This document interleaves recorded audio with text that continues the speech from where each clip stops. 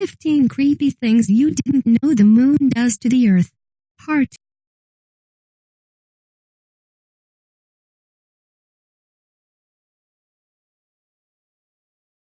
If you are brand new to our channel, we invite you to take a moment to subscribe. Just click on the lit red button as well as the gray bell. Why the bell? Well, it will let you know every time we post a new video. 9. Eclipses. Solar and lunar eclipses are astronomical occurrences that include three key players: the Sun, the Moon, and the Earth. A lunar eclipse occurs when the full moon passes through the Earth's shadow and is temporarily made invisible in the night sky. Similarly, a solar eclipse happens when the moon passes in front of the Sun, blocking the rays from reaching Earth. Due to the size of the Sun in respect to the smaller moon, a solar eclipse only remains visible for a window of about 7 minutes and 31 seconds.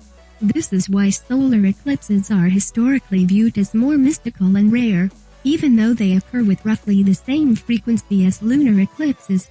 In the last century, there has been no more than 7 total eclipses reported per calendar year. In 1934, there was a record high of 5 solar eclipses. That year must have seen the rise of shoes sales as well. We all remember the homemade shoebox eclipse viewers that were prominent in our childhood. We can thank the moon for this cosmic eye candy. Without it, there would be no solar eclipse. 10. Our astrological sign. Most of us have a basic, at best, understanding of Western astrology. We are familiar with our astrological sun signs, a group of 12 zodiac symbols that are based on constellations.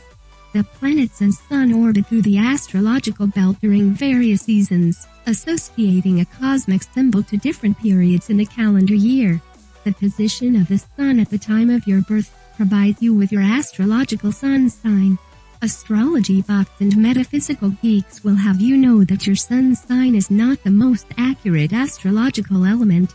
In fact, the position of the moon at the time of your birth is said to provide far more insight into a person's feelings and emotions. While the sun sign can summarize basic character traits, the moon sign can delve into deeper territory.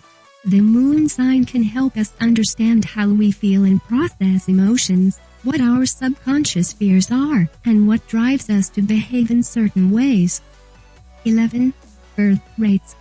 Superstition would have us believe that the rate of births dramatically rises during the full moon. Ask any midwife or labor nurse, and they will confirm this to be true. Tales of women spontaneously going into labor and stories of overflowing nurseries have been told for decades. Folklore aside, empirical data supports the claim of an increase in births during the period before and after the full moon.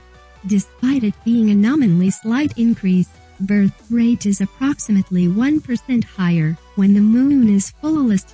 Although the higher birth rate applies to a period of 1 week before and after the full moon, this still supports the theory that birth rate is highest when the moon is brightest and fullest. 12. Crime rates. The prevalence of violent crimes around the full moon has been a topic of study for decades. Police officers and doctors from all over the world have supported the theory that people are more prone to violence when the moon is full. Additional officers are routinely dispatched during the week of the full moon in many British cities. The lunar effect, the predominance of aggressive behavior, has also been linked to schizophrenic patients in mental institutions. Whereas no scientific studies have been able to confirm or deny this theory, evolution may be to blame for our more aggressive tendencies. Our Cro-Magnon ancestors had better visibility for hunting under the full moon.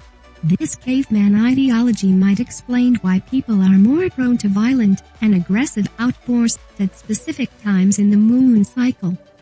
13. Our sleeping patterns. Restless sleep, insomnia, bad dreams. New research has discovered that we can blame these unpleasant occurrences on the moon.